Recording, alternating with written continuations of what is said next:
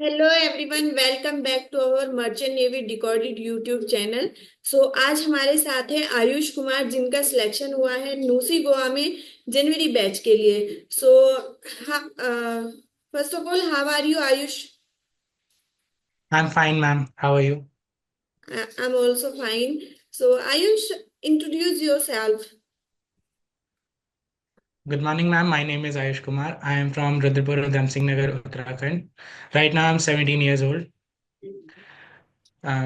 There are four members in my family, including me. My father's name is Mr. Om Prakash. He's in Indian Army. My mother's name is Mrs. Ranju Devi. She's working for an NGO and also a perfect homemaker. I have one elder sibling. I have completed my class 12th from Niara Public School, Dineshpur, affiliated with CBSE board. My hobbies is playing piano, listening music. My ambition is to join Merchant Navy. That's all about me. Thank you, ma'am. Okay. Ayush, आपने बोला कि आपका जो ambition है वो merchant navy join करने का है। तो मर्चेंट नेवी के बारे Yes, में ma'am. आपको कैसे पता चला? क्या चीज ऐसी थी जिसने आपको इंस्पायर किया मर्चेंट नेवी ज्वाइन करने के लिए? मैम, जब मैं क्लास 11th में था तो उस टाइम पे मेरे मामा ने मेरे भैया को एक आइडिया दिया था कि मर्चेंट नेवी ज्वाइन करना है, क्योंकि मामा के गांव में काफी सारे ऐसे लोग हैं जिन्होंने मर्चेंट नेवी ज्वाइन कर रखी है और वो काफी अच्छा कमाते हैं। ओके। तो उस टाइम पर मेरे को फर्स्ट टाइम पता चला कि मर्चेंट नेवी भी कुछ होता है। मेरे को उससे पहले कुछ नहीं पता था उसके बारे में, लेकिन भैया ने बोला कि मेरे को मर्चेंट नेवी नहीं जाना, मेरे को कोई इंटरेस्ट नहीं है। फिर जब मैंने क्लास 12th अपनी क्लियर करी तो मैंने थोड़ा बहुत वो रिसर्च करा। तो मेरे को कुछ और एग्जाम्स के बारे में पता चला, जैसे कि एक IMU सीट है ना, जिससे हमें कॉलेजेस मिलते हैं DNS के। और उससे पहले मेरे को मेरे एक फ्रेंड ने आइडिया दिया कि आप CUET का फॉर्म भरो और हम्म। उससे आपको बढ़िया कॉलेज मिल जाएंगे, आप अपने BSc और BTech वगैरह कर सकते हो। ओके। तो मैंने IMU वो CUET का एग्ज़ाम दिया। उसमें मेरा एग्ज़ाम टोटल 1050 मार्क्स का था, जिसमें से मेरे 724 मार्क्स आए। तो मेरे को काफ़ी अच्छा कॉलेज मिल रहा था, DU में एडमिशन मिल रहा था। ओके। लेकिन फिर मेरे को ऑनलाइन जब मैं इंस्टाग्राम स्क्रॉल कर रहा था तो मेरे को एक व्लॉग मिला मर्चेंट नेवी से रिलेटेड। तो मैंने कहा ये काफ़ी बढ़िया चीज़ है, काफ़ी अच्छी सैलरीज हैं, लाइफस्टाइल बढ़िया है। तो मैंने थोड़ा सा रिसर्च करा तो मेरे को काफ़ी सारे ऐसे भी चैनल मिले जो बहुत ही नेगेटिव कमेंट्स कर रहे थे कि आप मर्चेंट नेवी ज्वाइन मत करो, आपको ये होगा, आपको वो होगा, आपको 10-10 घंटा काम कराएंगे। फिर मैंने थोड़ा और रिसर्च करा तो मेरे को एक वीडियो मिली प्रणीत सर की, जिसमें बोला है frauds about the merchant navy. तो ओके। उसमें एक क्लियरली मेंशन कर रखा है कि आपको इस तरीके से फ्रॉड्स मिलते हैं। आपको एजेंट फंसा सकते हैं, आपको बोलेंगे कि आपको इतने बड़े कॉलेज में हम एडमिशन दिलाएंगे। और मैं भी फंसते फंसते रह गया। एक मेरे को मेरे मामा ने ही नंबर दिया था। ओके। उसमें उन्होंने बोला कि आप इस नंबर पे कॉल करो, आपको ये सारी इन्फॉर्मेशन दे देंगे। तो मैंने जब उन्हें कॉल करा, उन्होंने कहा कि आपका एडमिशन हो जाएगा, आपका कोई इंटरव्यू कोई एंट्रेंस एग्जाम नहीं होगा। अच्छा, डायरेक्ट आपका एडमिशन एडमिशन, मिलेगा आपको? Yes ma'am, okay. Direct admission मिलेगा और उसकी फीस होगी 2.5 lakhs। मैंने कहा देन? ठीक है। ऐसे ही नुसी में है, ऐसे ही TS रहमान में थी। मेरे को बस इतना पता था, ये नहीं पता था कि DG शिपिंग अप्रूव्ड कॉलेज से करना होता है, मेरे को उतनी नॉलेज नहीं थी। ओके। तो वो कॉलेज जिसमें आपको मतलब एडमिशन लेने जा रहे थे, वो डीजी अप्रूव नहीं था क्या? No ma'am. फिर मैंने जब थोड़ा उनसे पूछा कि मैम इसके बाद जॉब का क्या है, तो उन्होंने बोला कि अगर आप 5.5 लाख रुपीज दोगे तो आपको कंफर्म प्लेसमेंट मिल जाएगी। सेम मैं वही खुश हो गया वाला एकदम। चक्कर वहां पे आपका पड़ जाता, राइट? Yes ma'am. ओके। तो मैं एकदम खुश हो गया कि मेरी अब जॉब लग जाएगी, अब 6 महीने में मैं आराम से करके चला जाऊंगा।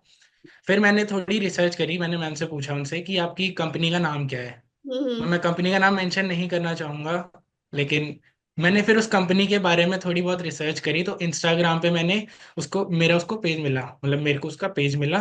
तो ओके। उसमें मैंने एक बच्चे का कमेंट पढ़ा, अरुण भदौरिया नाम का वो लड़का था। उसका कमेंट था, रिफंड माय स्पॉन्सरशिप फीस। फिर मैंने उस लड़के को मैसेज करा इंस्टाग्राम पे। फिर उस लड़के ने बताया कि मैंने इन लोगों को 15.5 लाख रुपीज दे दिए हैं और मेरी अभी तक कोई जॉब नहीं लगी है। 15 लाख रुपीज दे चुका है वो, देन उसके बाद भी उसको कोई जॉब नहीं मिली है? कोई जॉब नहीं लगी है। ये। उस दिन मेरे को पता चला कि ये बहुत सारा फ्रॉड, बहुत ही ज्यादा फ्रॉड है मर्चेंट नेवी में। फिर मैंने देखा कि एक एक वीडियो मैंने देखी थी प्रणीत सर की, जिसमें बता रखा था फ्रॉड। तो मैंने बहुत मुश्किल से वो हिस्ट्री में जाकर वो वीडियो ढूंढी, फिर चैनल पे देखा मैंने। चैनल पे फिर सारी मैंने इन्फॉर्मेशन ली। फिर सर लगभग हर वीडियो में अपना वो जीपी रेटिंग फाउंडेशन पैकेज का प्रमोशन करते थे। तो मेरे ओके। को लगता था सारे यूट्यूबर करते हैं, ये भी कर रहे होंगे, क्या ही होगा, कुछ अलग है नहीं इसमें। ओके। फिर ओके। मैंने एक बार सोचा कि एक बार वेबसाइट देख लेते हैं क्या जा रहा है वेबसाइट देखने में। तो हम्म। वेबसाइट मैंने जाके देखी, तो सबसे पहले तो मेरे को पेड कंटेंट से ज्यादा फ्री कंटेंट उसमें बहुत ज्यादा दिखे। पेड से बहुत ज्यादा फ्री दिखे मेरे को। फ्री कोर्सेज हैं हमारे पास सारे के सारे available. Yes ma'am. So then. तो फ्री कोर्सेज दिखे। फिर मैंने सोचा कि उस टाइम पर शायद सेलर्स डे चल रहा था। तो सेलर्स डे के मैंने डिस्काउंट में जीपी रेटिंग फाउंडेशन पैकेज खरीदा था। ओके, सेल के टाइम पे खरीदा था आपने? Yes ma'am. ओके। मैंने ओके। उस टाइम पे खरीदा। फिर मैंने स्टार्ट करा वीडियो। फिर मेरे को थोड़ा, जब मैंने विकास सर की स्टार्टिंग में वीडियोस देखी, तो मेरे को लगा ये तो मेरे को बहुत आराम से आता है, ये इसमें क्या ही खास है, इसके लिए मैंने क्यों पे करा है। ओके। लेकिन फिर जब मोस्टली थोड़ा और स्टूडेंट्स। आगे।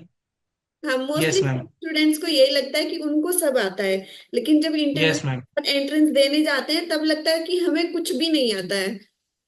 Yes ma'am. सो। ऐसा मेरे को नूसी में लगा था। लेकिन जब सर की मैंने वीडियोस देखी, तो बहुत से ऐसे ट्रिक्स सर ने, ऐसी ट्रिक्स बता रखी थी जो मैंने आज तक कभी वैदिक मैथ्स में भी नहीं पढ़ी थी। जैसे सर्कल वाले काफी सारे ऐसे टॉपिक्स थे जो मैंने कभी पढ़े ही नहीं थे, कि इसकी एक स्टैंडर्ड वैल्यू होती है, उसे इससे डिवाइड करेंगे, मल्टीप्लाई करेंगे, वो आंसर आ जाएगा। और वो लगभग हर बार हर एक क्वेश्चन पे आंसर आ ही जा रहा था। हम्म।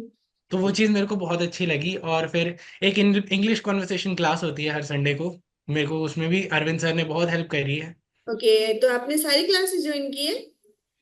यस मैम, लगभग सारी करी है। बस अभी जब फेस्टिवल्स थे उस टाइम पर मैं ज्वाइन नहीं कर पाया, और जब मैं लूसी का इंटरव्यू देने गया था तो मैं उस टाइम ज्वाइन नहीं कर पाया। उसके अलावा बाकी मैंने सारी क्लासेस ज्वाइन की। अच्छा, तो वो क्लासेस आपके लिए कैसे हेल्पफुल रही है? मैम वैसे तो क्लास में सर हमें हमसे पहले पूछते हैं कि आपके पास, आपको कोई अगर डाउट है तो पूछ लो। अगर नहीं डाउट होता है तो सर बोलते हैं हम आपका मॉक इंटरव्यू लेंगे, जो भी रेडी है ओके। उसका। और अगर किसी को डाउट होता है कि इंग्लिश कैसे बोलें, किसी को इंग्लिश बोलनी नहीं आती, तो सर ने एक टेक्निक बताई थी, मिमिकिंग। ओके। सो आपको मतलब पहले मिमिक करना सर। है, जैसे एक। अच्छा, पहले सर आपके डाउट्स क्लियर करते हैं, देन उसके बाद फिर यस आपकी मैम। मॉक इंटरव्यूज की प्रैक्टिस कराते हैं। Yes ma'am. ओके। सो क्या थी वो ट्रिक्स? सर एक ट्रिक सर ने बताई थी कि अगर आपको इंग्लिश बोलनी नहीं आती, तो आप अपने सामने कोई भी इंग्लिश में वीडियो चला लो, और जो वो बोल रहा है आप उसको रिपीट करो। या फिर जैसे अभी मैंने बोला मेरा नाम आयुष कुमार है, my name is Ayush Kumar. तो उसकी मिमिक करने के लिए his name is Ayush Kumar, he is from there, मतलब एक्टिव पैसिव में बना के वो ओके। कर देना है। आपको प्रैक्टिस करना है again and again and. Yes ma'am. Okay. Then तो कम्युनिकेशन वाली इसका क्लासेस का और विकास सर की क्लासेस का आपकी लाइफ में बहुत ज्यादा रोल्स रहा है, राइट? Yes ma'am. लेकिन आपकी जो जैसे क्योंकि क्लास आपकी विकास सर की क्लासेस लेते थे, तो क्लासेस लेते टाइम आपको जैसे मान लो कि सर्कल से आप कोई पढ़ रहे हो या ट्रिग्नोमेट्री से आप कुछ पढ़ रहे हो, या फिर नंबर सिस्टम से कोई टॉपिक्स पढ़ रहे हो, या फिर प्रोबेबिलिटी ले लो, कि फिजिक्स का कोई पोर्शन यस ले मैम। लो, उनसे आपके डाउट्स भी तो आते होंगे ना? यस मैम, डाउट आते थे, लेकिन मैं थोड़ा खुद ही उसे ज्यादा देर तक अगर एक ही चीज को बार बार पढ़ते हैं ना, तो वो क्लियर हो जाता है। जैसे अभी कोई एक डाउट आया कि ये क्वेश्चन कैसे हो रहा है, अब अगर उसे मैं 3 4 बार खुद करूंगा, वो खुद समझ आ जाएगा कि अरे ये इधर से सॉल्व होके आ गया, ये उधर से सॉल्व होके आ गया। तो उसे अच्छा। अगर हम बार बार करते रहेंगे तो हो जाता है वो खुद ही क्लियर। अगर नहीं होता है तो मैं सर से पूछ लेता हूँ लास्ट में। सर दूसरे टीचर्स को बुला लेते हैं, अगर सर को नहीं पता होता तो हम्म। फिर मेरे उधर पे डाउट क्लियर हो जाते थे। ओके। सो और प्रैक्टिस वगैरह कैसे करते थे आप? मैम प्रैक्टिस तो मैंने पहले तो सर ने जितने भी क्वेश्चंस कराए, जितनी भी चीजें सर ने हम्म। स्मार्ट बोर्ड पर दिखाई, मैंने लगभग हर एक चीज के नोट्स खुद के बना रखे थे। अच्छा। जैसे ही वो कोर्स मैंने लगभग 20 दिन में कंप्लीट कर लिया था। ओके। और फिर मैंने उसके बाद फटाफट से जितने भी क्वेश्चन थे, मैंने उसे लगभग 5 से 6 बार दोबारा से करा, अपने तरीके से करा, जो सर ने सेकंड मेथड्स बता रखे थे उन सेल्फ तरीके नोट्स से करा। बनवाने के बाद। Yes ma'am. ओके। फिर उसके बाद मैंने थोड़ा देखा कि ऑनलाइन कहीं कुछ मिल जाए, तो मेरे को एक सैम्पल पेपर मिला था, मैंने उसमें से थोड़ा सा पढ़ाई करी। और ग्रुप पे भी हर सैटरडे को, हर फ्राइडे को एक पेपर आ जाता है, सैम्पल पेपर, हाँ हाँ। वो मैं उससे करता था। अच्छा, टेस्ट सीरीज भी ज्वाइन करते थे आप? Yes ma'am. तो वो टेस्ट सीरीज आपके लिए कैसे हेल्पफुल रही फिर? मैम उस टेस्ट सीरीज में ऐसा था, वैसा मेरे को लगता था कि जैसे सर ने पढ़ा रखा है हमें मीडियम लेवल पे, और क्वेश्चन सारे हैं थोड़े हाई लेवल के। क्यों ओके। नहीं लगता था? क्योंकि मैंने ज्यादा प्रैक्टिस उस टाइम पर करी नहीं थी। हम्म। लेकिन जब मैंने प्रैक्टिस कर ली बढ़िया से, अच्छे से पढ़ लिया अपना जो भी सर ने पढ़ा रखा था इंग्लिश में, मैथ्स में, उसके हम्म। बाद मेरे को लगभग सारे आते थे। कुछ क्वेश्चंस रहते थे जो मेरे को नहीं आते थे इंग्लिश में, बाकी मैथ्स में तो मेरे को सारे आ जाते थे। मेरी इंग्लिश थोड़ी सी वीक है ग्रामर पोर्शन में। ओके। सो देखो, जो टेस्ट सीरीज आपको ग्रुप में शेयर की जाती थी ना, तो उन टेस्ट सीरीज के थ्रू आपको मर्चेंट नेवी डिकॉर्डेड की साइड से प्रीवियस ईयर के क्वेश्चंस भी प्रोवाइड किए जाते थे। ये चीज आप यस लोग मैम। नहीं पता है, लेकिन आज मैं आपको बता रही हूँ कि उसके थ्रू हम लोग आपकी प्रैक्टिस कराते थे, इंडिविजुअली आपको नहीं शेयर किए जाते हैं, राइट? Yes ma'am. वहां पे हम लोग आपको शेयर करते थे। अच्छा, आयुष, आपने मतलब आपका सिलेक्शन हुआ है नूसी गोवा में, तो आप बोल रहे यस हैं कि मैम। आपने मतलब फाउंडेशन पैकेज को 5 से 6 बार रिवाइज किया है, राइट? Yes ma'am. तो मुझे ये बताओ कि उसको जैसे आपने पढ़ा है, रिवाइज किया है, आपका सिलेक्शंस भी हुआ है, तो इस पैकेज में आपको क्या ऐसा लगा कि हमें इम्प्रूवमेंट करना चाहिए? क्या चीजें ऐसी हैं जो इसमें नहीं है, हमें ऐड करनी चाहिए, या क्या और अच्छा कर सकते हैं हम आने वाले स्टूडेंट्स के लिए जो उनके लिए बेटर हो? मैम इम्प्रूवमेंट मेरे को तो नहीं लगता कि उसमें कोई करनी चाहिए, क्योंकि वो एक परफेक्ट पैकेज है। लेकिन मैंने उसमें कुछ जगह देखा, जैसे अरविंद सर तो की कुछ आयुष, क्लासेस थी, आयुष उसमें देखो, लेक्चर वो दोबारा रिपीट हुए थे। यहाँ पे आपकी मैं एक बात काटूंगी। देखो, कोई भी चीज परफेक्ट नहीं होती है, उस पे हमेशा अपडेट यस होता मैम। रहता है, तो उस पे वर्क किया यस जाता है। मैम। तो पिछली बार जो न्यू स्टूडेंट्स का सिलेक्शन हुआ था, तो उस टाइम कुछ चीजें अवेलेबल नहीं थी, जैसे बाद में एससीआई ने अपना एग्जाम्स निकाला, पता चला कि भाई यस मैम। केमिस्ट्री भी आ रहा है, फिजिक्स भी आ रहा है, तो उस पे वर्क किया, उसको ऐड किया गया। सो आपको कुछ तो ऐसा यस मैम। लगा होगा कि इसमें होना चाहिए, अवेलेबल नहीं है?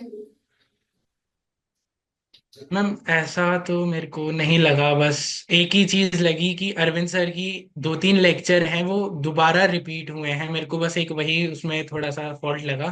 बाकी मेरे को उसमें कोई है वैसा नहीं लगा कि मैंने ये चीज नहीं पढ़ी थी फाउंडेशन पैकेज से और वो एग्जाम में आ गई। ओके, मतलब जितना भी आपका एग्जाम्स में आया है वो सारा आपको अपने फाउंडेशन पैकेज से। Yes ma'am. बस मैम एक और चीज बोलना चाहूंगा कि फाउंडेशन पैकेज में कि थोड़े से एडवांस क्वेश्चन, जो थोड़े हाई लेवल क्वेश्चंस होते हैं, वो ऐड कर सकते हैं तो वो हो जाए, क्योंकि इस बार टीएस रहमान का जो फर्स्ट पेपर हुआ था वो बहुत ही ज्यादा हार्ड था। अच्छा आयुष, अभी आपने खुद नहीं बोला है कि जो टेस्ट सीरीज आपको दी जाती है उसमें थोड़ा एडवांस लेवल होता है, तो advance level yes already ma'am. आपको टेस्ट सीरीज के थ्रू करा दिया जाता है, राइट? Yes ma'am. कोशिश करेंगे कि फाउंडेशन पैकेज में भी हम लोग उसमें वर्क करें और अच्छे से। बाकी यस मैम। अच्छा आयुष, जैसे आपका हुआ है सिलेक्शंस, तो आपने प्रिपेयर किया है, बहुत सारी मेहनत की है, तो उसके लिए आप जैसे आने वाले स्टूडेंट्स हैं, आपके जैसे और भी काफी सारे एस्पिरेंट है। फॉर एग्जांपल ले लेते हैं, फाउंडेशन पैकेज में भी हैं कुछ बच्चे जिनका अभी सिलेक्शन नहीं हो पाया है, सो बच्चे यस डिमोटिवेट मैम। हो रखे होंगे। तो उन स्टूडेंट्स के लिए आपका क्या मैसेज है, क्या मैसेज देना चाहोगे आप उनको? मैम मैं पहले तो यही बोल, मैंने उस एक हमारा कॉन्वर्सेशन ग्रुप बना रखा है आपकी टीम ने, जिसमें सारे लोग मिलकर बात करते हैं जो भी सबको डाउट होते हैं। तो उसमें मैंने बहुत सारे स्टूडेंट्स को ऐसा देखा जिनका टीएस रहमान और नूसी में या फिर S C I M T I 7 island great eastern में उनका एडमिशन, वो सिलेक्शन नहीं हुआ। तो हम्म। वो लोग ऐसे ही किसी भी कॉलेज से करना या प्रेफर करते हैं ड्रॉप आउट लेने की बजाय। वो कहते, उनका ये मानना है कि बस हमें किसी तरीके से जीपी रेटिंग कर लेनी है, उनके लिए प्लेसमेंट मैटर नहीं करता। ओके। तो सो मैं यही कहना चाहूंगा कि अगर आप लोग अगर आप ड्रॉप लेते हो तो वो ज्यादा फायदेमंद रहेगा। अगर मान लो आप किसी एक ऐसे कॉलेज से करते हो जिसका सिलेक्शन, जिसके पास प्लेसमेंट ना हो, या फिर आपको नहीं पता कि वो डीजी शिपिंग अप्रूव कॉलेज है, जैसे कि मैं जिसमें फंसने वाला था एक फ्रॉड में, और मेरी एक लड़के से बात हुई, अरुण भदौरिया, उसने हम्म। 11.5 लाख रुपीज पे करे, स्टिल उसके पास कोई जॉब नहीं है। और वो मर्चेंट नेवी लाइन ही छोड़ चुका है, वो अलग ही अब जॉब कर रहा है। अब आप तो खुद मैं देखिए, चाहूंगा कि आप लोग। 11 लाख कमाने के लिए उसको कितना टाइम लगेगा, जितना वो इन्वेस्ट कर चुका है। एंड रिसेंटली अभी प्रणीत सर ने कल ही एक वीडियो पोस्ट किया है, आई डोंट नो कि आपने देखा है या नहीं देखा है। उसमें भी एक ऐसा मैम कॉलेज देखा है, चीफ ऑफिसर स्लैब में, यस मैम देखा है। देखा है आपने। तो उसमें भी सर ने बताया यस मैम। कि मतलब पिछले 2 से 3 साल से एक कॉलेज बच्चों को कोर्स कराया जा रहा है, कराया जा रहा है, बट डीजी की साइड से वो सर्टिफाइड ही नहीं है। सो आपका यस मैम। मैसेज के लिए अच्छा है। मैं भी सभी बच्चों को यही मैसेज देना चाहूंगी कि अगर आप, जो कॉलेज का प्लेसमेंट अच्छा है, भले ही उसमें आपका टाइम लग रहा है, लेकिन आप उन्हीं कॉलेजेस में जाए, राइट। Yes ma'am. सो अच्छा, आयुष, जैसे लाइक आपकी जर्नी स्टार्ट हो गई एक रेटिंग से, तो आप इन यस मैम। फ्यूचर अपने आप को कहाँ पे देखना चाहते हो? मैम मैं तो बस यही चाहूंगा कि जैसे ही मेरी प्लेसमेंट हो, मैं फटाफट से अपने 36 मंथ की सेलिंग कंप्लीट करूं और अपने सीओसी का एग्जाम दे के थर्ड ऑफिसर बनूं। और जैसे ही मैं सेकंड ऑफिसर बन जाऊंगा, मेरा अगर प्रमोशन हो जाता है, तो मैं चीफ ऑफिसर और कैप्टन बनने की भी जरूर कोशिश करूंगा। मैं कभी ये चीज ओके। छोड़ूंगा नहीं। सो आयुष, आप डेट साइड जाना चाहते हो, राइट? Yes ma'am. ओके, चलो ये तो अच्छा है। सो आयुष, एक एक क्वेश्चन और है मेरा। जैसे आपका नूसी में सिलेक्शन हुआ है, तो आपको, यस मैम। आप बोल रहे हैं प्लेसमेंट के लिए काफी सारे बच्चों को आपने मैसेज भी दिया है, तो आपको भी पता है कि नूसी 100% प्लेसमेंट की गारंटी नहीं देता है। तो मान लो कि यस मैम। 0.0001% कोई ऐसा सिनेरियो आ जाता है कि आप वहाँ अच्छे से प्रिपेयर नहीं करते हो, या फिर शिपिंग कंपनीज का इंटरव्यू क्लियर नहीं कर पाते हो, मतलब कोई ऐसा सिनेरियो आ जाता है, तो उसके लिए आपने क्या सोचा है कि उस कंडीशन में आप क्या एक्शन लेंगे?